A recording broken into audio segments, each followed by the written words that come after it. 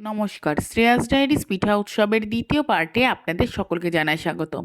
আর এই ভিডিওটা হচ্ছে বৃহস্পতিবার অর্থাৎ লক্ষ্মী পূজার দিনের ভিডিও। আমাদের বাড়িতে নিয়ম আছে লক্ষ্মী পূজার দিন বাড়িতে চোয়া পোড়া এইসব কিছু খাওয়া যাবে না এবং রান্না করাও যাবে না। তাই আমাদের বাড়ির সকলেই রান্না করে এই দুধ পিঠা। এই দুধ পিঠাটা বিশেষত সেদ্ধ পিঠার মতনই তৈরি করা হয়, কিন্তু সেদ্ধ পিঠা যেমন ভাপানো হয় এটা কিন্তু তেমন ভাপানো হয় না। এটা একেবারেই দুধের ওপরে ছেড়ে দেওয়া হয় এবং সেটা এই পিঠাটা হচ্ছে পুর ভরা দুধ পিঠা। খেতে হয় মারাত্মক এবং দুর্দান্ত। এই বছর আমরা নতুন সংযোজন করেছিলাম, যেহেতু কনডেন্স মিল্ক কিনেছিলাম তো কনডেন্স মিল্ক দিয়েছিলাম। খেতে কিন্তু দারুণ হয়েছিল। আর সাথে মা করেছিল গোকুল পিঠা। আর গোকুল পিঠাটা না আমার মায়ের হাতের বানানো সেরা মিষ্টি।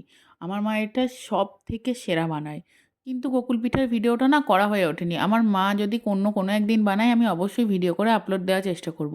আর অবশ্যই এটা আমার মা শুধুমাত্র যে মকর সংক্রান্তির জন্য করেছে এটা একদমই নয়, অন্য কোনো ওকেশনেও এটা হয়।